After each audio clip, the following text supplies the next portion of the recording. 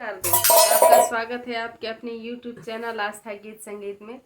तो आज मैं लेके आई हूँ लड़की की शादी की विदाई का गीत। तो आप लोग गीत को सुनिए और पसंद आए तो लाइक कीजिए, सब्सक्राइब कीजिए और ज़्यादा से ज़्यादा आप लोग शेयर कीजिए। प्लीज़ आप लोगों से रिक्वेस्ट है, आप लोग लाइक और शेयर ज़रूर करें। चलते हैं गाने की तरफ।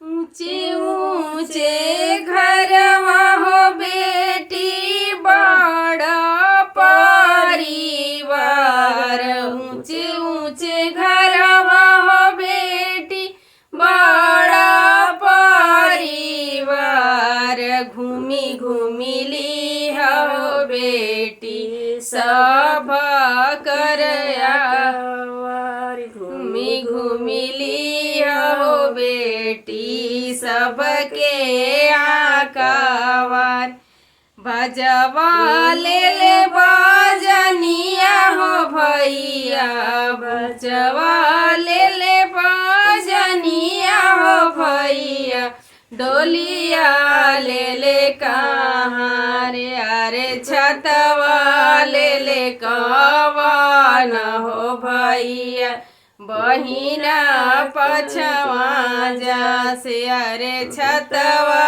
ले कवन हो भैया, बहिना पछवा जा, एक बने गईली हो डोलिया, अरे को से गईली हो डोलिया, दुई को से जाय, अरे परदा उठाई के देखो भैया पीछावा खड़े, अरे परदा उठाई के देखो भैया पीछावा खड़, चली जाऊँ चली हो जाऊँ भैया हमार, अरे घरवा रोवती मम्मी के छोड़नी दीह